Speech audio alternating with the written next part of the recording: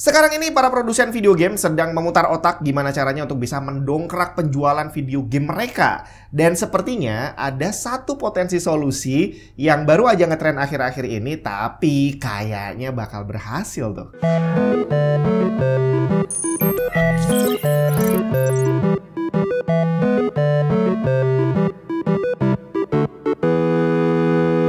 Ya, sekarang ini sudah muncul satu potensi solusi baru yang memang baru aja rame, dan kalau dilihat-lihat sepertinya memang menjanjikan gitu ya untuk bisa mendongkrak angka penjualan game, bahkan game yang sudah agak lama sekalipun. Udah tahu caranya gimana? Ada yang bisa nebak? Kalau kau bisa nebak berarti pikiran kita sama, bre. Bikin film atau bikin serial TV yang mengangkat tema game yang dimaksud. Apakah benar taktik ini bisa berhasil di semua game secara general? Itu akan jadi pembahasan yang terpisah. Tapi yang jelas, cara ini sepertinya sangat berhasil untuk game Fallout. Fallout ini adalah sebuah franchise game yang tidak terasa ternyata umurnya udah lumayan panjang. Hampir seumuran dengan Resident Evil. Fallout pertama dirilis tahun 1997 dan hampir sama seperti Resident Evil, mereka berusaha membuat gamenya menjadi berseri. Bedanya, Fallout menggunakan formula yang berbeda dengan Resident Evil yang menurut penilaian saya jauh lebih aman untuk membuat sebuah cerita yang terus bersambung. Dalam hal konsep, dia lebih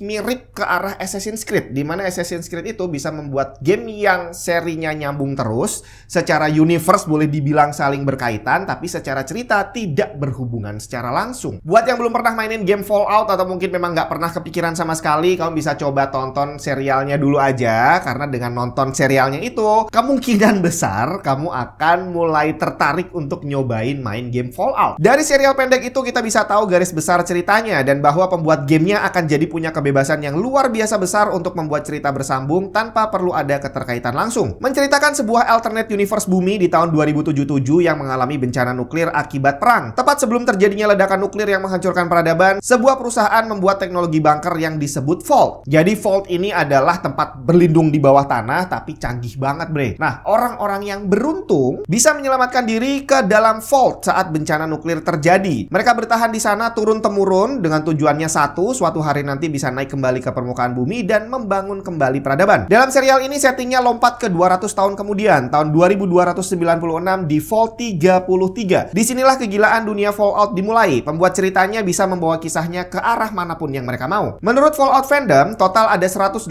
Vaults yang sudah muncul di banyak seri Fallout game. Lebih gilanya lagi, mereka bisa bebas membuat setting cerita di tahun berapapun pasca bencana nuklir. Konsep ceritanya benar-benar solid sampai ada map perkiraan lokasi masing-masing Vaults. Nah, video game Fallout itu ceritanya masih nyambung sama serialnya. Atau lebih tepatnya, serialnya yang dibuat nyambung dengan gamenya. Bahwa dengan sekian ratus Vault yang ada dan sekian ratus jeda waktu, itu mereka bisa membuat banyak sekali cerita. Entah dari Vault berapapun, di tahun berapapun, bebas mereka buat, semuanya bisa jadi satu universe tanpa harus ada keterkaitan satu sama lain. Dan yang membuat gamenya enak untuk diikuti adalah bahwa di dalam game tersebut kita tidak terikat oleh karakter utama, karena yang menjadi pemeran utama di game itu adalah kita sendiri, bre. Dimulai dari Fallout pertama yang dirilis tahun 1997, mengambil setting tahun 2161 di mana kita adalah penghuni Vault 13. Fallout kedua dirilis tahun 1998. Mereka berdua adalah satu-satunya Fallout yang ceritanya masih berhubungan. Bersetting tahun 2241, 80 tahun setelah kejadian game pertama selesai, dan pemeran utamanya adalah cucu dari pemeran utama sebelumnya dan dikenal sebagai The Chosen One. Seri selanjutnya mengambil genre taktik, Fallout Tactics Brotherhood of Steel yang dirilis tahun 2001, di mana di sini kita menjalankan sekelompok orang dari salah satu fraksi di dalam gamenya, Brotherhood of Steel. Ketiga seri pertama Fallout ini secara penjualan tidak spesial. Seri pertama hanya terjual 600.000 kopi, kedua hanya 123.000, dan Tactics 300.000 kopi. Di era yang sama, Resident Evil berhasil menjual jutaan kopi game mereka di setiap serinya. Perubahan besar terjadi di tahun 2008 saat Fallout 3 dirilis. Ini adalah Fallout pertama dengan first person POV dari yang sebelumnya isometrik. Mengambil setting tahun 2277, tepat 200 tahun setelah bencana nuklir. Kita adalah penghuni Vault 101 yang mencari ayahnya yang hilang. Hampir mirip cerita di film serinya. Game ini meledak, jauh lebih sukses dari pendahulunya. Fallout 3 berhasil mencatat penjualan hingga 12,4 juta kopi. Di tahun 2010 dirilislah Fallout Fallout New Vegas yang juga nggak kalah sukses walaupun diproduksi oleh studio yang berbeda dari Fallout 3. Mengambil setting tahun 2281,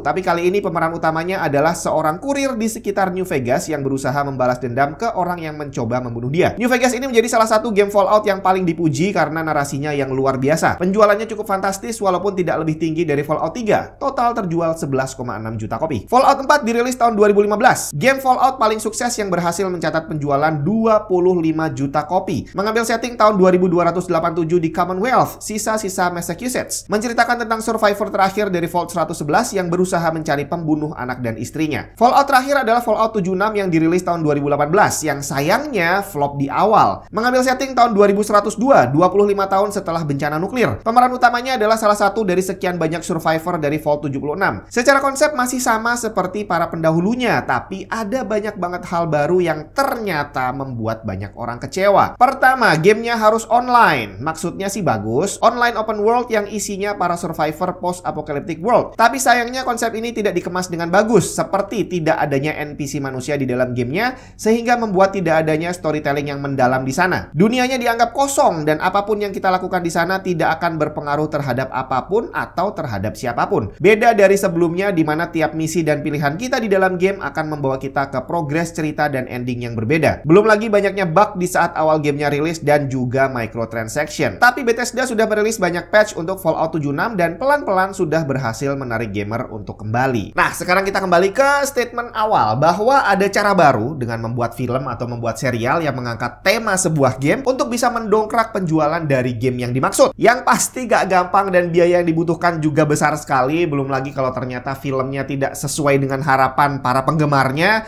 juga nggak akan bisa membantu apapun, malah bikin kerugian tambah besar gitu ya. Tapi yang pasti hal ini kayaknya sukses besar untuk Fallout. Dari sejak tahun 2020 kemarin, Bethesda udah tidak lagi merilis angka penjualan gamenya. Jadi mereka mengikuti Xbox yang pakai angka jumlah total pemainnya. Jadi untuk mengukur kesuksesan, game mereka udah nggak lagi dengan tolak ukur terjual berapa juta kopi gitu ya, tapi berapa banyak orang yang main. Nah, dari sejak tahun 2020 itu jumlah pemain Fallout 76 nggak pernah spesial gitu ya, biasa-biasa aja gamenya. Tanggal 10 April 2024 kemarin, serial Fallout dirilis di Prime Video. Dan sehari kemudian, jumlah player Fallout 76 melonjak sampai 4 kali lipat dan bisa bertahan rame terus sampai sekarang. Saya sendiri dulu udah sempet main Fallout 4. Waktu Fallout 3 saya kurang tertarik dengan genrenya, tapi waktu 4 muncul dan heboh, itu saya sempet install gitu ya. Terus udah dimainin, tapi nggak pernah tamat sampai hari ini. Dan nggak pernah kepikiran untuk memulai game Fallout lagi. Tapi begitu saya nonton serialnya,